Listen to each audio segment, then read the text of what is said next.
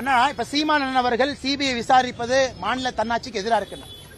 இப்ப சீமானன் ஏன் பதட்டப்படுறாருன்னு தெரியல.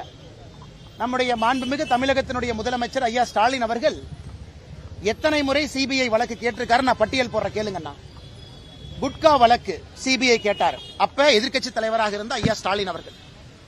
தூத்துக்குடி துப்பாக்கி சூட்டு சிபிஐ வழக்கு கேட்டாங்க, அன்னைக்கு எதிர்க்கட்சி தலைவராக இருந்த ஸ்டாலின் ஐயா.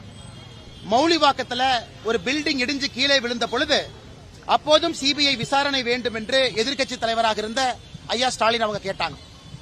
ஹைவே டெண்டர்ல ஒரு ஊழல் நடந்திருப்பதாக எதிர்க்கட்சி தலைவராக இருந்த ஐயா ஸ்டாலின் அவர்கள் சிபிஐ விசாரணை கேட்டாங்க.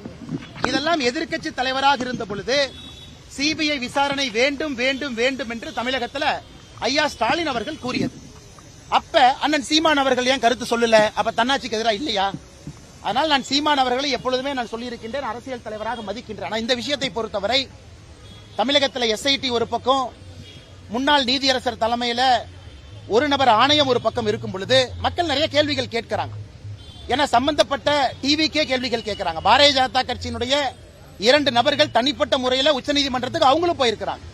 தமிழ்நாடு அரசும் தன்னுடைய வாதத்தை வைத்திருக்கின்றார்கள். எல்லாவற்றையும் சேர்த்து இன்னைக்கு CBI monitored by a retired Supreme Court judge assisted by 2 IPS officers not born in Tamil Nadu but belonging to Tamil Nadu cadre. இதைவிட சிறப்பாக உச்சநீதிமன்றம் எப்படி சொல்லி இருக்க முடியும்?